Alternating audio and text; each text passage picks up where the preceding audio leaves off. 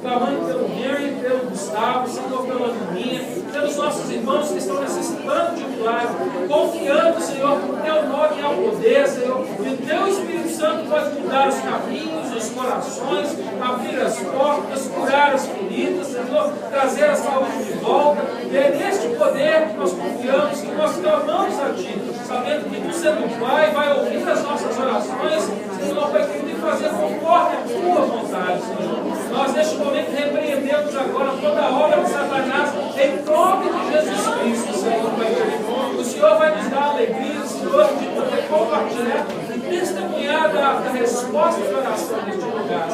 Em nome de Jesus Cristo, eu agradeço, Senhor, porque a minha oração é ouvida por Ti. Em nome de Jesus. Amém. Vamos para as Amém. Os esqueçam está orando para esses irmãos, não? Amém? Pelo Gustavo, também, pela Lolinha, né? Pelos nossos irmãos que estão enfermos. Não deixa de orar, não, mas o seu momento de devocional, o seu momento de oração. Eu tenho incentivado essa igreja, né, a viver uma vida de oração, uma vida de devocional diariamente. Nós aprendemos isso numa série de mensagens que a gente fez aqui nas quartas-feiras. E eu sei que muita gente tem me encontrado, né, falando dessa experiência depois de ter mudado a sua vida, né, fazendo o devocional diário. Isso é muito importante, querido. Você come todo dia, você dorme todo dia, né? Na verdade, tem dia que as crianças não deixam a gente dormir muito. Mas a gente dorme todo dia, a gente se veste, a gente se limpa, a gente cuida da nossa vida diariamente. E também a gente precisa cuidar da nossa vida espiritual. Não é o fato de nós não vermos a nossa vida espiritual que a vida espiritual não necessita cuidado. E nós cuidamos do nosso espírito entrando em comunhão com o nosso Deus, em oração, jejuando, buscando o Senhor, louvando a Deus, lendo a sua palavra, ouvindo a sua palavra. Isso é muito importante. É algo que nós também precisamos fazer diariamente para que a gente possa crescer um crente maduro. Quem quer ser crente maduro nesse lugar? Isso. Eu ainda não sou, eu quero ser. Então eu continuo orando, continuo jejuando, continuo lendo. Quero ser um crente como Paulo foi, um crente que pode chegar próximo do fim da sua corrida e dizer assim: corri a boa carreira e venci. E venci. Não é verdade? Ontem, quando a gente comemorava essa vitória na minha vida, pela minha formatura, os irmãos que estavam aqui, teve um irmão que me disse: pastor, é muito lindo a gente ver o início de uma corrida, mas melhor é o fim. E é verdade, a palavra de Deus diz isso. Não adianta começar bem, a gente tem que começar bem, correr bem e terminar bem. É o que a palavra diz. A gente tem que andar bem na presença do Senhor. Se Ele é o dono de todas as coisas, o Senhor dos senhores, se Ele já é vitorioso, então eu preciso viver bem na presença dEle. Isso não significa que eu não vou ter problemas, não significa que não vai haver dificuldades, isso não significa que as circunstâncias da vida não vão acontecer, o que significa que eu vou estar bem diante de qualquer situação, porque eu estou com o Senhor, porque a minha dependência, a minha vida está nas mãos do Senhor. Então tudo que acontece é para o meu bem, é assim que eu entendo que a palavra me ensina. Mas hoje eu quero compartilhar com você uma mensagem a respeito da família, e eu quero aproveitar esse momento também para agradecer a todos vocês que estão nos visitando pela primeira vez. Eu reconheço aqui uns nossos novos, alguns amigos que estão visitando, a Pietro, lá de Cássio, que hoje vem nos visitar. A irmã Pietro, ela tem um ministério de criança lindo, e eu acredito que ela vai estar aqui ministrando para as nossas crianças daqui a um tempo. Eu agradeço a presença de vocês aqui. Agradeço aos irmãos que chegaram do Brasil, estão aqui com a gente, que Deus abençoe, as mães. Mas hoje nós vamos aprender com a palavra do Senhor. Ele tem para nos ensinar. Eu queria te convidar a abrir a sua Bíblia em Efésios capítulo 5.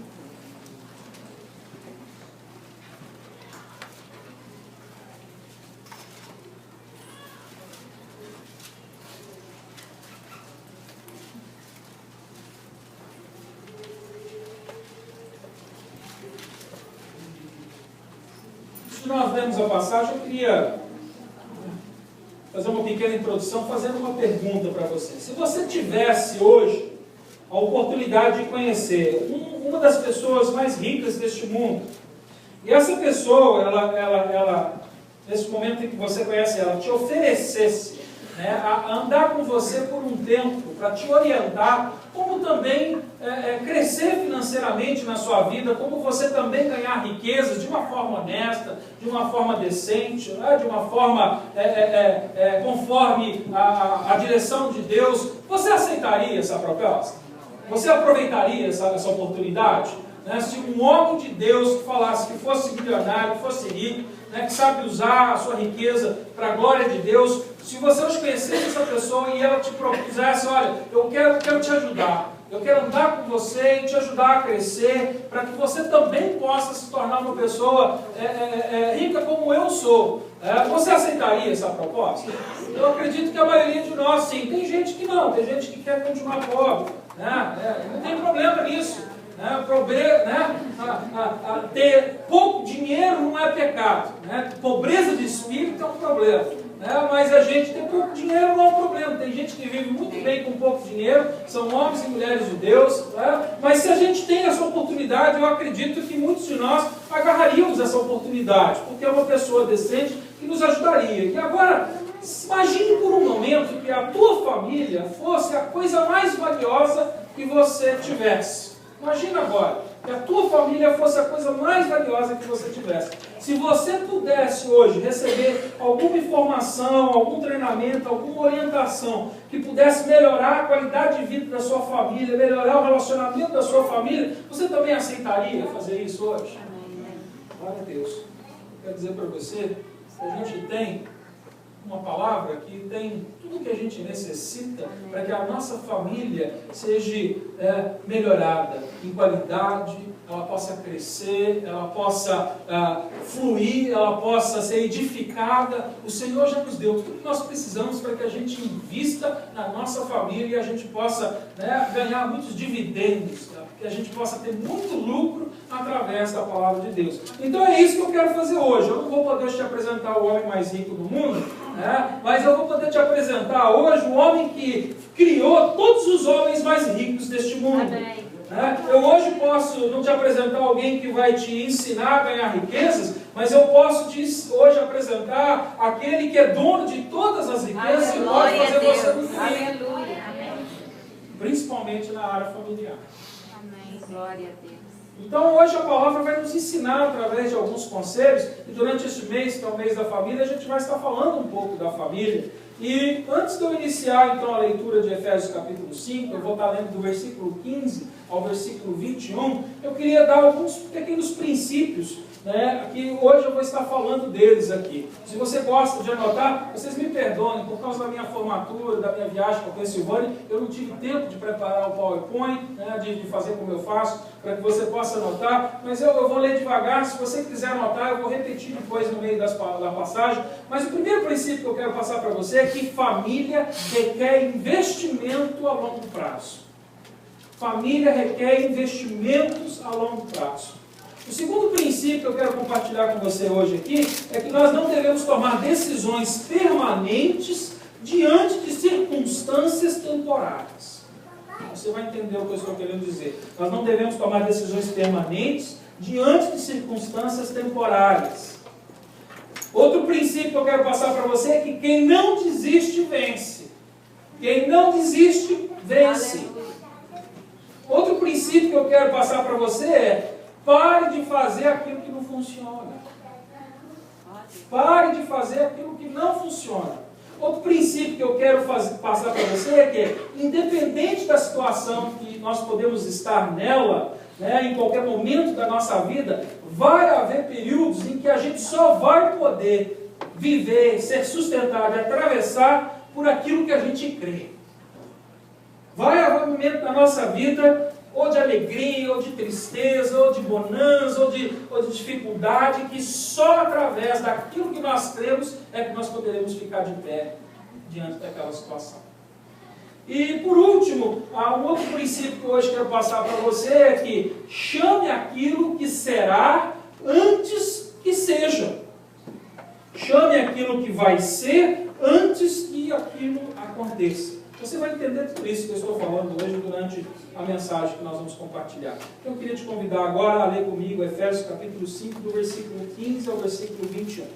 A palavra diz assim: portanto, vede diligentemente como andais, não como necios, mas como sábios, usando bem cada oportunidade, porquanto os dias são maus. Por isso, não sejais insensatos, mas entendei qual seja a vontade do Senhor. E não vos embriagueis com vinho, no qual há devassidão, mas enchei-vos do Espírito. Falando entre nós em salmos, hinos e cânticos espirituais, cantando e salmodiando ao Senhor no vosso coração, sempre dando graças por tudo a Deus, o Pai, e em nome do nosso Senhor Jesus Cristo, sujeitando-vos uns aos outros no temor de Cristo. Pai, em nome de Jesus, diante da Tua palavra agora, eu peço que o Teu Espírito Santo venha, Senhor, me ajudar, porque eu sou limitado, Senhor, Pai querido, sou um vaso fraco, mas a Tua palavra é poderosa, o Teu Espírito, Senhor, hoje tem o poder da vida e da morte nas mãos aqui, Senhor. Eu te peço, Senhor, Pai querido, que através da ministração e da pregação, o Teu Espírito Santo hoje possa trazer vida, Senhor. Possa hoje reavivar aqueles que estão mortos, Senhor, Pai querido. Possa edificar aqueles que estão vivos, mas desconsolados. Que o Senhor possa, Senhor, Pai, reanimar aqueles que estão desanimados. Que o Senhor possa libertar aqueles que estão cativos, Senhor. Que a Tua palavra se cumpra nesta manhã, fazendo conforme Te apraz, Senhor. Em nome de Jesus Cristo. Amém.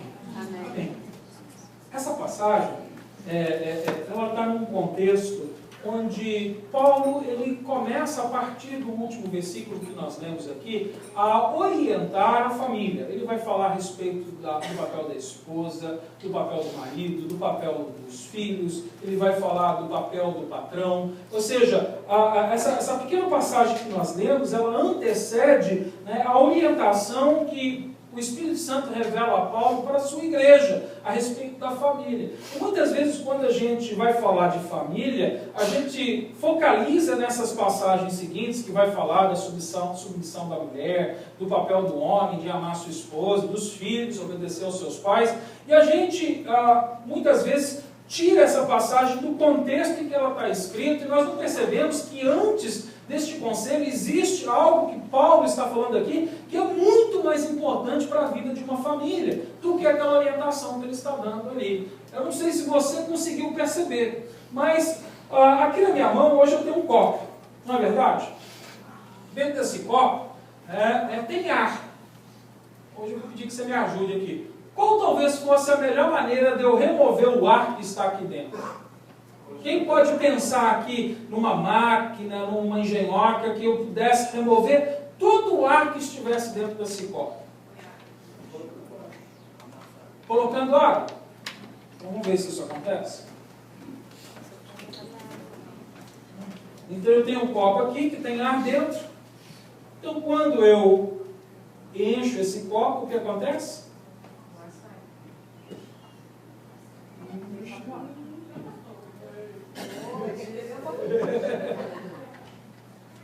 Quando eu encho, eu não tenho mais ar desse copo, não é verdade? O ar que está aqui, tem gente que poderia dizer assim, não pastor, eu vou inventar uma máquina a vácuo e a gente coloca o copo ali na boca e a gente puxa o ar. Mas, se eu encher esse copo, o ar ele foi removido. Eu tenho que beber muita água. E se você prestou atenção na leitura que nós fizemos aqui agora, a passagem ela mostra para a gente que o contexto em que Paulo agora começa a ensinar as famílias passa por um princípio que é o primeiro princípio e, aliás, o princípio mais importante na vida de uma família. Quem pode repetir comigo o versículo 18? Você pode repetir comigo o versículo 18? E não vos embriagueis com vinho, no qual há devassidão, mas enchei-vos do Espírito. Se você quiser ter uma família edificada na presença de Deus, essa família precisa ser cheia do Espírito Santo. Não tem jeito da vida de um crente estar bem diante de Deus, da vida de um crente estar repleta, cheia, nas mãos de Deus, bendizida, se ela não estiver cheia da presença de Deus. Como homens naturais, a nossa tendência é encher a nossa vida com muitas coisas, e muitas coisas que muitas vezes estão contaminadas, porque a palavra de Deus diz que esse mundo jaz no maligno, e que as coisas deste mundo, as coisas mundanas, contaminam o homem. E nós vivemos neste mundo. Eu não sei se você se lembra daquela passagem onde Jesus ele envia os discípulos de 2 a 2, né, para o mundo, para pregar a mensagem do Evangelho, e ali ele diz, olha, vocês não levem nada, e tem um pequeno detalhe que às vezes a gente não presta atenção, que é muito importante, ele diz, calcem as sandálias. Por que ele pede ali que eles calcem as sandálias? Quando a gente vai lá em Êxodos, capítulo 3, a gente lembra que quando Moisés teve um encontro com aquela sarça ardendo, ali quando ele fala com Deus, o que Deus diz para ele? Tira a sandália. E a gente fica assim, ou tira a sandália, ou põe a sandália. Como é que é esse negócio? É para andar sem ou é para andar com? As situações eram diferentes. Ali, Deus apresentou para Moisés, ele estava ali numa sarça, e a passagem ali conta para a gente que Deus fala para ele, remova as tuas sandálias, porque este lugar que você vai pisar é santo. Então, no lugar santo, Moisés não podia andar de sandália, porque sandália representa ali naquela passagem as coisas do homem. Sandália é algo feito com as mãos dos homens. É algo que, na verdade, se ele estivesse usando, separaria ele, né, a sua nudez do pé ali, o seu contato aberto diante de Deus, com Deus. Então, Deus diz, remova as sandálias dos pés, porque essa terra é santa. Ali ele podia se despir na frente do Senhor e andar na presença do Senhor de uma forma tranquila, porque andando num lugar santo, ele não se contamina. Mas quando Jesus chama os seus discípulos e diz para eles, calce as sandálias, ele estava enviando os homens para o mundo que jaz no maligno e está contaminado. Então ele diz, para que você não se contamine agora com as coisas deste mundo, calce. Mas aí não era qualquer sandália, porque agora aquela sandália que Jesus diz é a sandália do Evangelho. Foi a sandália que calça os pés dos homens. Calce as sandálias e vá para este mundo, para que você não se contamine com as coisas deste mundo. E aqui agora Paulo, quando está passando essa instrução para as famílias, ele inicia essa passagem falando a respeito dessa contaminação que existe. Ele diz que o mundo, né, está perdido, o mundo é maligno, mas nós temos que ser cheios do Espírito Santo de Deus. Quem é pai aqui sabe da influência que os nossos filhos sofrem. Aquele pai que é crente, aquele que crê em Deus, confia em Deus, sabe das lutas que os nossos filhos estão vivendo quando vão para a escola, quando estão convivendo com seus amigos, quando estão saindo para se encontrar com outros colegas. E é por isso que, como pai, como mãe, eu preciso me preocupar de encher a minha casa do Espírito Santo de Deus, de encher a minha vida do Espírito Santo de Deus, porque não adianta eu chegar diante do meu filho e falar assim, meu filho, você precisa ser cheio do Espírito Santo de Deus, quando eu estou andando de forma vazia na presença de Deus. Porque se essa garrafa estivesse vazia, ela não teria tido o poder de preencher o espaço vazio que estava nesse copo. Então, só estando cheio que nós podemos encher. Então, para que eu possa governar minha família num relacionamento com Deus, é necessário que a minha vida esteja nas mãos de Deus e seja uma vida cheia do Espírito Santo de Deus. E é o que Paulo está dizendo. Vós não vos embriagueis com o vinho deste mundo. Nessa época em que Paulo vivia, e ele usa essa palavra da embriaguez, porque naquela época, né, havia a adoração, né, ao deus Bacchus. Já ouviu falar desse deus grego que chama Bacchus?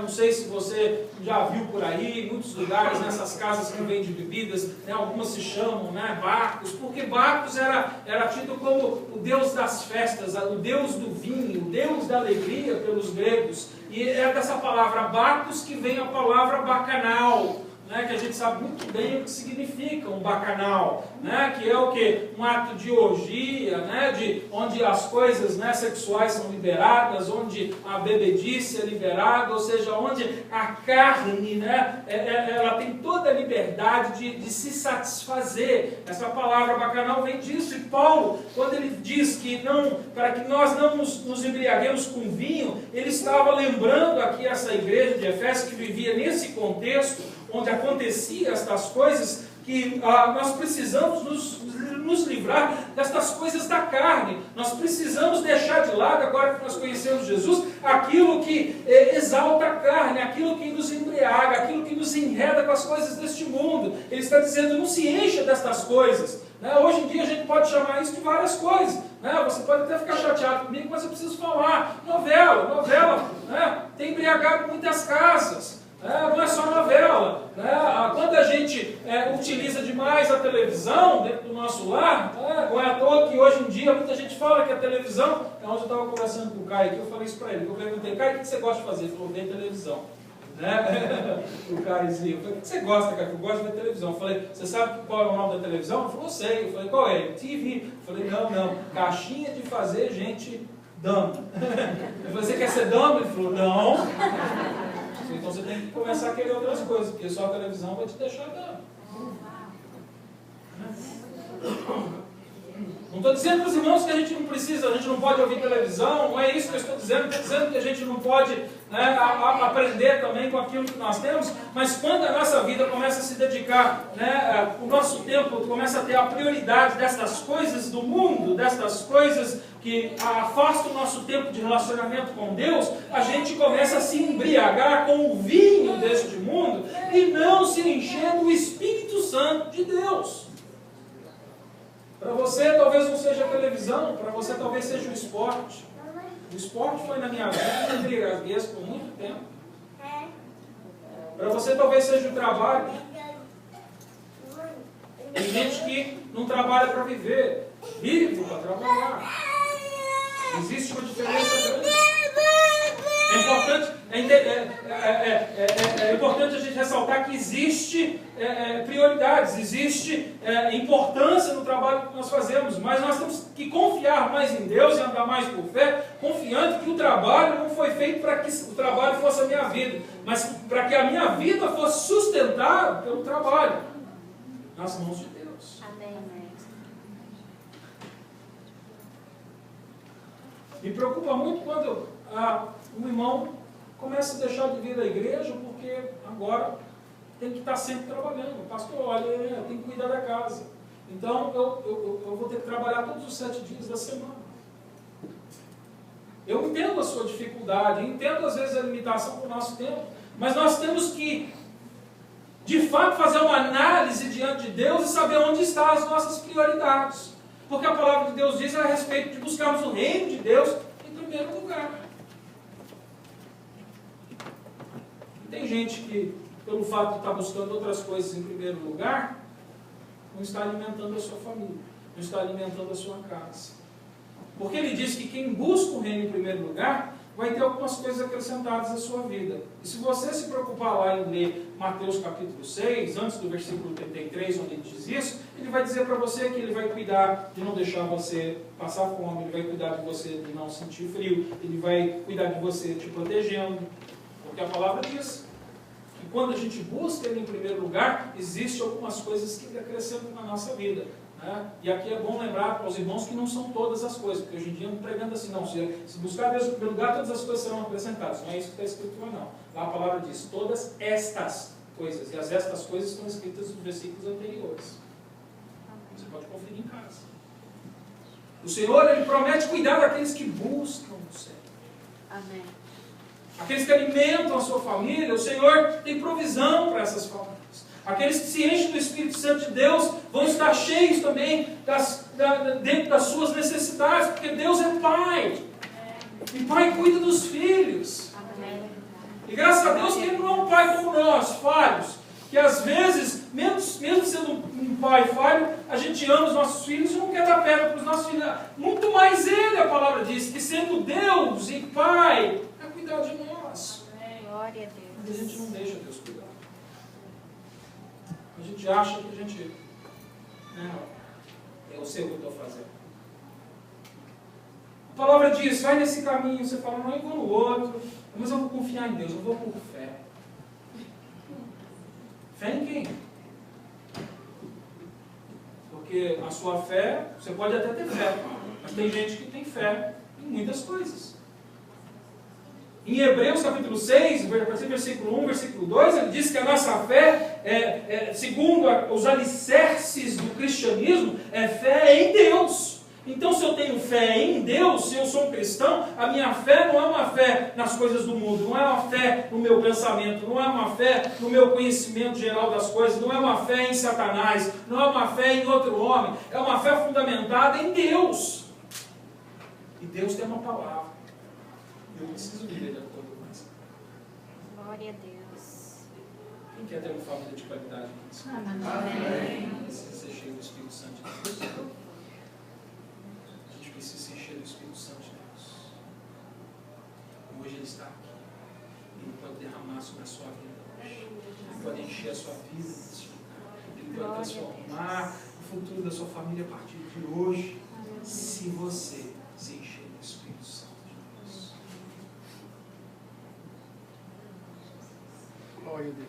Esse é o primeiro conselho que Paulo nos dá aqui nessa passagem. Eu tenho mais alguns outros. Outro conselho que a gente aprenda aqui, ele fala a respeito da sabedoria, do entendimento. E o segundo conselho é que nós temos que entender um ao outro. Para que a gente tenha uma família bem edificada, é necessário que a gente desenvolva um entendimento de um ao outro.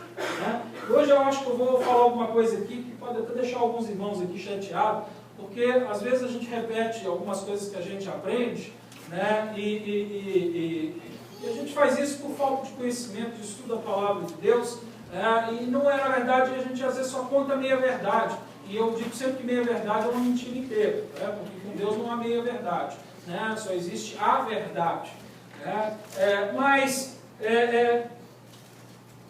Andar um com o outro, se relacionar um com o outro, compreender um ao outro. Quem aqui tem computador de GPS? Né? Quem tem GPS hoje? Quem tem GPS? Meu Deus, aquele negócio é complicado. Quando a gente costuma com GPS, até a gente às vezes se encontra, mas às vezes ele manda a gente para um caminho errado. Né? Principalmente, né, quando a gente tem o equipamento e não sabe usar direito. Quem aqui tem GPS e não sabe usar? Você. Ontem eu fiquei perdido. Eu estava a um quarteirão da casa que eu tinha. Eu fui para um lado, fui para o outro. Eu fui em todas as ruas, mesmo da que eu estava. Né? Eu falava assim, mas não consigo. Aí eu apertava dali, apertava ali, agora vai para lá, agora vai para cá. E assim, eu rodava minha casa aqui. Aí o irmão Paulo falou assim, não, eu tenho GPS, mas ele sabe usar. Né? O cara foi lá e me segue, pastor. Mas, né, sabe aquele aparelho que você tem em casa, né, que ele faz um monte de coisa, mas você não sabe usar? Na verdade, ele fica sem utilidade. E assim é a nossa vida dentro da família. Às vezes, por nós não entendermos, né, uns aos outros dentro da família, nós temos problemas familiares. E a palavra de Deus diz que nós temos que compreender uns aos outros. E a gente ouve muita gente falar assim, né, principalmente nessa passagem de Efésios capítulo 5, né, onde Paulo diz que nós temos que amar as nossas mulheres. Então as pessoas dizem assim, não, Deus não mandou a gente entender a mulher, mandou a gente amar. Quem já falou isso? Foi só eu. Você já falou? Você já foi culpado de falar assim? Né? O Wagner também já foi culpado? Né? Da gente falar, não, Deus não mandou entender a mulher, mandou só amar. Eu queria que você fosse comigo lá na carta de Pedro, primeira carta de Pedro, capítulo 3, versículo 7.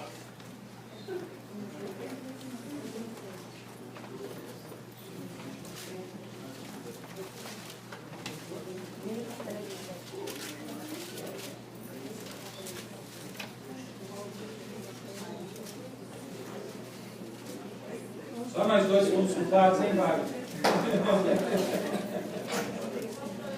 1 Pedro, capítulo 3, versículo 7. 1 Pedro, capítulo 3, versículo 7. Esse é para os maridos, hein? Presta atenção aqui que a palavra, não sou eu, hein? É a palavra de Deus que está falando. Igualmente vós, maridos, vivei com elas com entendimento, dando honra à mulher como vaso mais frágil e como sendo elas herdeiras convosco da graça da vida, para que não sejam impedidas as vossas orações. Então Paulo não mandou só amar, não. A palavra de Deus mandou a gente entender também. Eu sei que de vez em quando você se sente como se entender a sua mulher fosse mais fácil, talvez, entender física quântica, fosse mais fácil levar um foguete para a Lua. É verdade, de vez em quando a gente acha que é mais fácil fazer isso.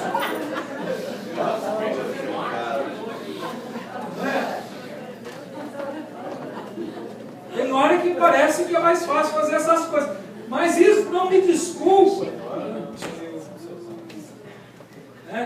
Isso não me desculpa de não procurar conviver com a minha esposa, com a minha família, porque aqui essa passagem eu tenho certeza que ela também se aplica vice-versa, ela se aplica também em relação aos filhos, ela se aplica também aos irmãos da igreja. A palavra diz para que haja um relacionamento saudável, é necessário que a gente compreenda um ao outro, é necessário que a gente se esforce. Não tem piloto de foguete? Então, é difícil se tornar um piloto de foguete, um astronauta, né? É difícil estudar física quântica, mas alguém fez. Então mostra pra gente que é possível também entender as nossas mulheres. Amém. E o Senhor pode nos ajudar quando somos cheios do Espírito Santo. Olha aí, ó. Olha aí, ó. Vamos testes. Vai orar, Não sou eu. A palavra está dizendo.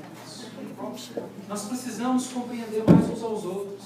Nós precisamos desenvolver o espírito de entendimento no meio do nosso lar. A gente precisa tirar tempo para conhecer um ao outro. E muitas vezes a gente não conhece a nossa esposa, a gente não compreende as nossas mulheres, porque a gente não gasta tempo procurando conhecê-la melhor.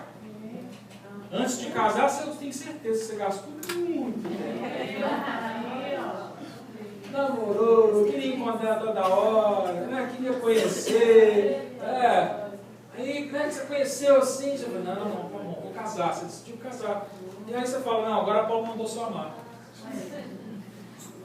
Não. Nós precisamos continuar conhecendo um ao outro, para que a nossa família seja desenvolvida, a nossa família tenha qualidade. Nós precisamos nos conhecer melhor. Nós precisamos gastar mais tempo uns com os outros. E hoje em dia é muito fácil nesse mundo onde as coisas são rápidas, onde as coisas acontecem como um piscar de olho, onde tudo está mudando de uma maneira, uma velocidade extraordinária, onde as coisas se tornaram descartáveis. Nós estamos fazendo a mesma coisa com um relacionamento humano.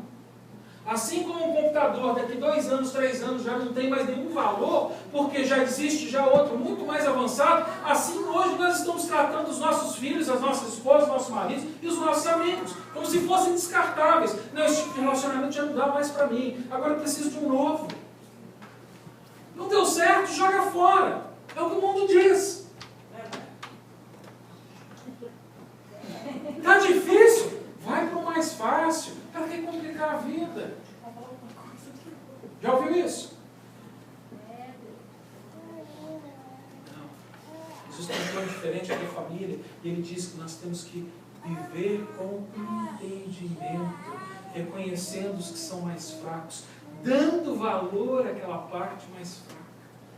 É verdade que tem algumas famílias em que o homem é o vaso mais fraco. Tem muito homem de porcelana aí. Crescimento nos dias hoje. Mas você, mulher, pode mudar a vida dele. Porque até a porcelana bem temperada, depois que passa pelo fogo, ela se torna uma porcelana firme, dura. Não sei se você sabe, né? Eu sou dentista e hoje um dos melhores dentes que existe para substituir o nosso dente natural é o dente de porcelana. Quando bem trabalhado, bem cozido, na temperatura certa, na mistura certa, se torna tão forte quanto o nosso dente natural. Você precisa ajudar. Se o teu marido é muito frágil, põe no fogo. Mas é no fogo do Espírito. O fogo do Espírito tempera na temperatura certa.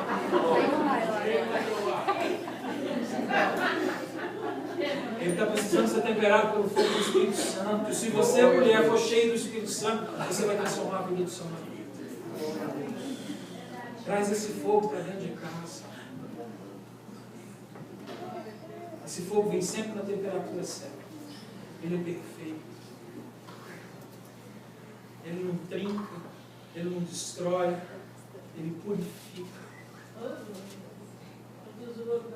Sede cheios do Espírito Santo de Deus, é o que Paulo está dizendo.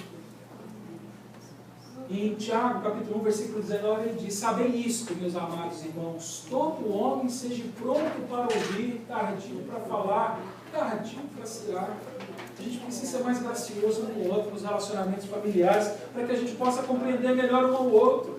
Se quando seu marido mostrar que ainda não entendeu, tenha paciência. Quando sua esposa mostrar que ainda não entendeu, tenha paciência. Tem gente que demora mais para aprender. A Priscila sabe disso. Eu posso ser bom na escola de teologia, mas na escola da vida ela é mais professora que eu. Eu tenho que dar muito para aprender. Demora. Eu sou lento, sou devagar.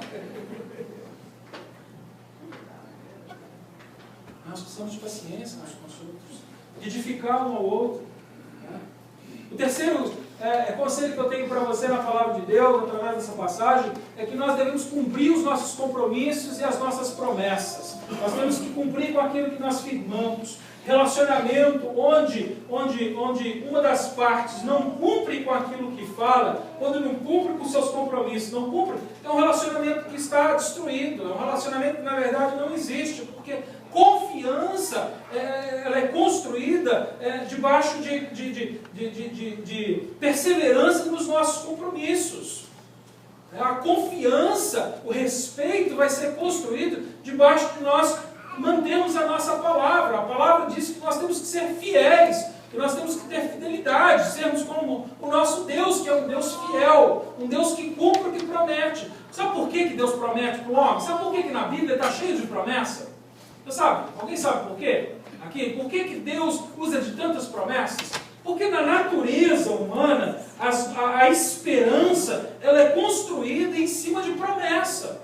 Ou seja, quando você ouviu a mensagem do Evangelho e Jesus te chamou para vir para próximo dele porque ele tem perdão para o seu pecado, ele fez uma promessa. Porque se você confessar o seu pecado, ele promete que vai te levar para a eternidade e te dar vida eterna. Então, nesta esperança, você crê na palavra dele e você caminha. Existe uma série de promessas, centenas de promessas na Bíblia. E são essas promessas que nos dão esperança. E é por isso que hoje você está sentado aqui nessa igreja. Porque você tem esperança no Senhor. A promessa, a fidelidade de Deus trouxe para você confiança, trouxe para você o desejo de entrar num relacionamento com Ele. E por que é que nós não estamos fazendo isso com os nossos filhos, com as nossas esposas, com os nossos maridos, com os nossos irmãos? Quando você diz que vai fazer e não faz, você esmaga a esperança na vida da pessoa. Quando você diz que você promete algo e não cumpre, as esperanças vão desaparecendo. Talvez hoje esse seja o maior causador de divórcio entre os casais. É quando uma das partes já não tem mais nenhuma esperança. Porque a outra parte promete e não cumpre. Ela se compromete e não faz. Chega um momento que as nossas esperanças são esmagadas e a pessoa fala, não tem mais jeito. Acabou.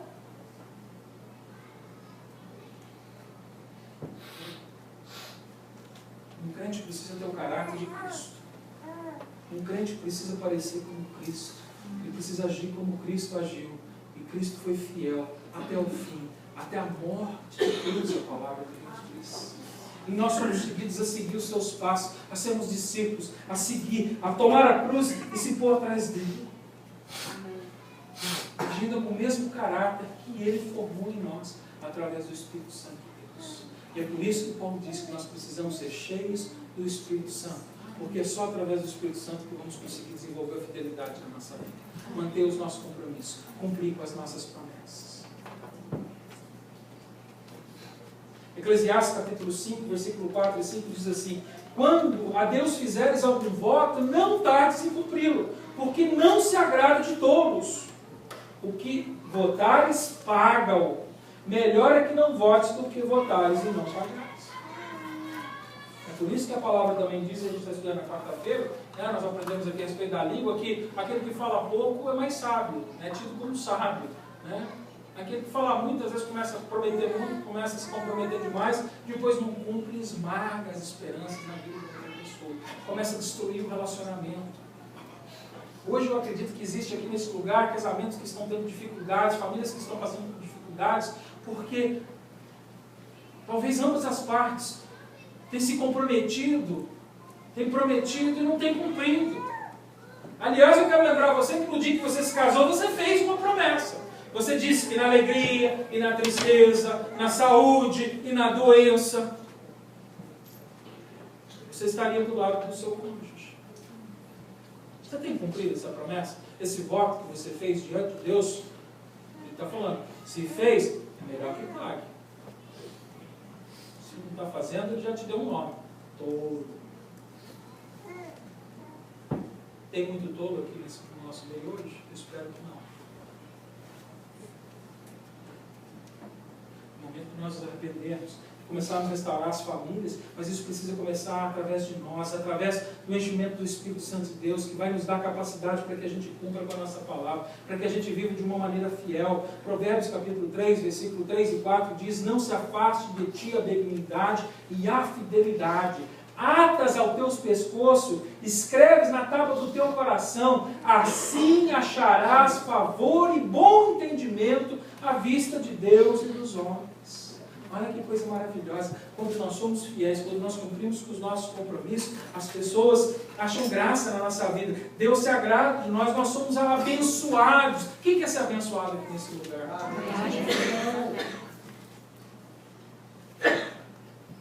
A fidelidade traz a bênção de Deus. Não é a campanha de oração, não é a campanha de 7 semanas disso e daquilo. É a fidelidade ao caráter de Deus que, forjado nos nossos corações, é que vai trazer a bênção de Deus sobre nós. Hoje a igreja criou uma série de coisas. Não, se você participar de 7 semanas de oração, é uma bênção orar, querido. Mas você não ora só para ser abençoado, você ora para ter comunhão com Deus. É escola de líder, é escola sei lá, de apóstolo, é escola daquilo. Mas eu nunca vi escola de servo. E Jesus fala, você de servo como eu. Alguém aqui já fez escola de servo? Não vou perguntar se já fez escola de líder, não, porque você não.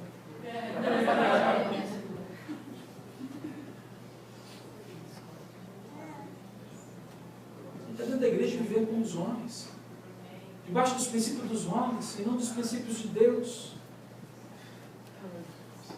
Ontem eu estava na padaria, a gente saiu daqui, né? É uma benção, né? A família é uma benção, por isso a gente precisa entender uns aos outros, né? Aí tem que entender, eu tenho 2 crianças, né? E uma especial. Meu filho, ontem tinha comida à vontade aqui na festa, né? Ele não comeu nada. Aí ele entrou no carro e falou: pai, estou com fome.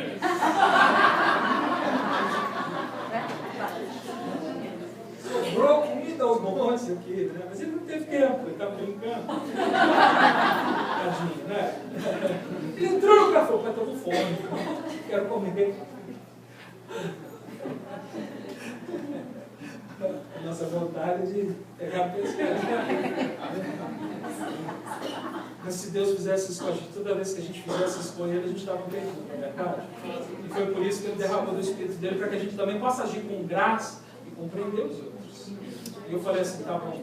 Aí a gente decidiu passar ali numa pizzaria, eu cheguei lá, eu falei: tá aberta. Na hora que entrou no estacionamento, o cara apagou a luz.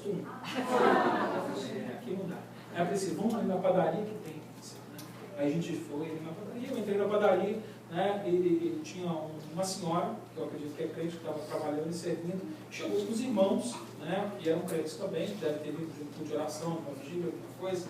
E o irmão, acho que eles são da mesma igreja, falou: irmã, já faz, né, ó, eu não vi a irmã na igreja, já faz 2 semanas e tal, né, e ela falou assim: eu fiquei muito doente, e fiquei mal, e hoje eles me escalaram para trabalhar, né, porque eu fiquei doente há 2 semanas, as pessoas me cobriram, eu tive que trabalhar, né. Aí o irmão falou assim: não, mano, mas quando você está doente é que você tem que ir na igreja, porque na hora que você entrar lá e pôr o pé na igreja, você vai ser curada. E aí eu fiquei pensando, falando: mas e a igreja que está ali representada? Não tem poder para parar aquela mulher que estava doente ali, não?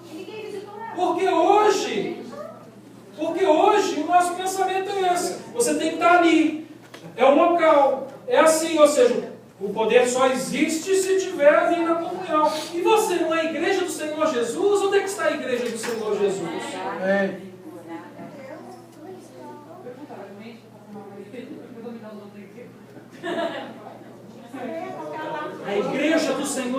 é você.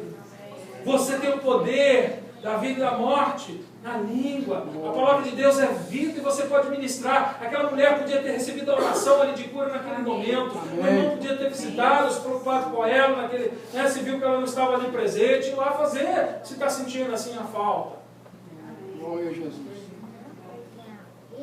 Não, mas os irmãos foram servidos por ela, sentaram, comeram. Ninguém orou por ela, porque ela só vai ser curada se ela pisar lá no chão da igreja. Ela perdeu a bênção. Perdeu a bênção, exatamente, perdeu a bênção. Não foi no culto, perdeu a bênção. A bênção está no caráter de Cristo. Se o caráter de Cristo vai pausar na igreja, você vai ser abençoado. Seja fiel. Essa é a verdade.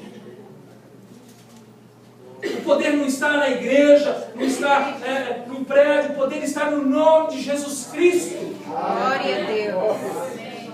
E não há outro nome como este nome. Aleluia. Nosso conselho que a palavra de Deus dá, para que a gente possa ter uma família saudável: respeite o outro.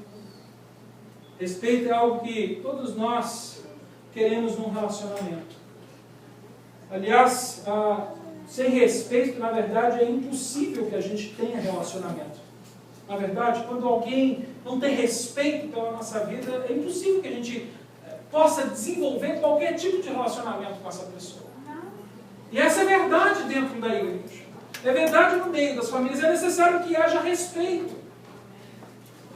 Nós temos que respeitar mais uns aos outros. Provérbios 14, 26 diz assim: no temor do Senhor há confiança, e os filhos terão um lugar de refúgio. O temor do Senhor é a fonte de vida para o homem que se desvia dos laços da morte.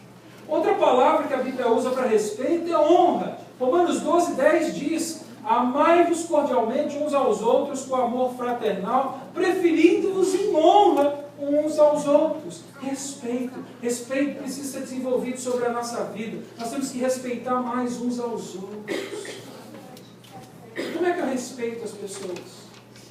Respeitando a propriedade, respeitando aquilo que a pessoa tem, respeitando a privacidade, respeitando o tempo da pessoa. Tem gente que não tem respeito pelo tempo, pelos pertences dos outros. Nós precisamos desenvolver o respeito pelas pessoas.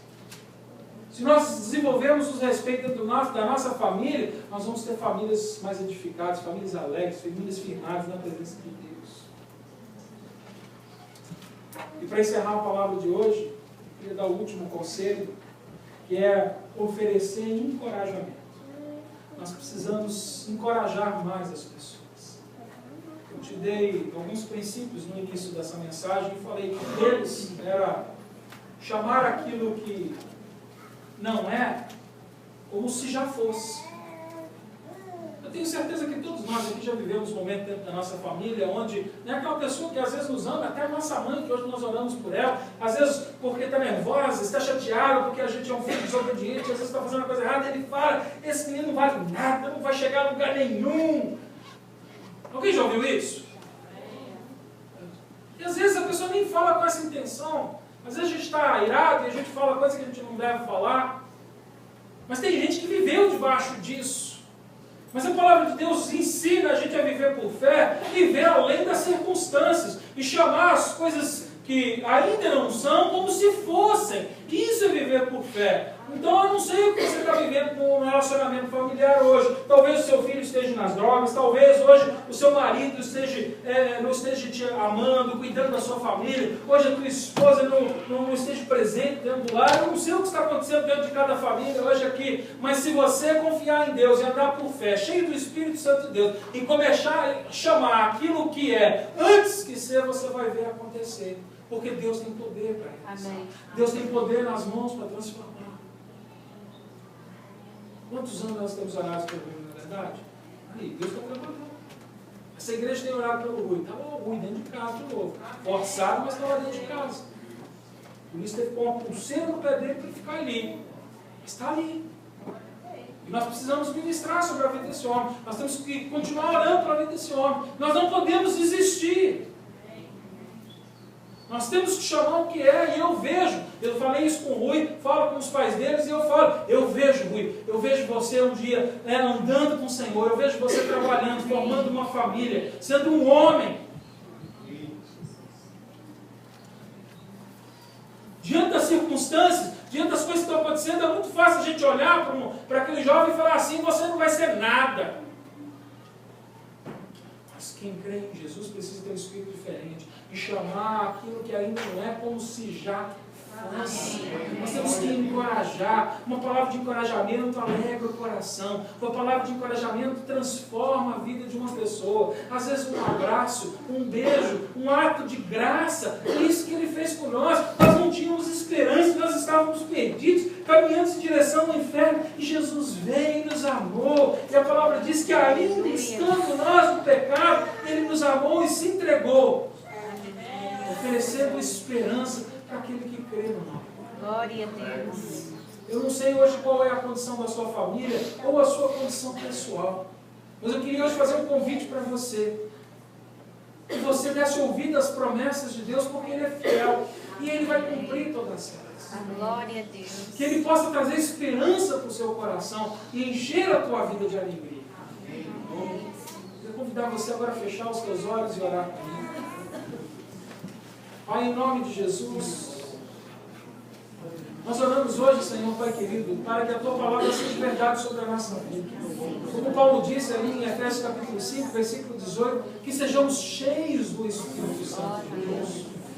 Que a palavra de Deus possa ser viva nos nossos meios, no nosso meio, na nossa família, Senhor. Que a gente possa enxergar com os olhos da fé e não com os olhos humanos. Que a nossa palavra possa ser uma palavra como a dele, uma palavra fiel, uma palavra que tem valor diante dos homens, Senhor. Enche o nosso coração de fidelidade, restaura os relacionamentos, Pai. Hoje, Senhor, transforma aquele marido que já saiu de casa, aquela esposa que já desistiu da família, Deus Pai, em nome de Jesus, há poder no Teu nome, o Senhor pode fazer, Senhor, a restauração destas famílias, Senhor, dos filhos, Pai. Em nome de Jesus Cristo, que esta igreja seja uma igreja cheia de famílias cheias do Espírito Santo de Deus. Não famílias que se embriagam com as coisas deste mundo, voltadas para as coisas deste mundo, mas cheias do Espírito Santo de Deus. Aleluia.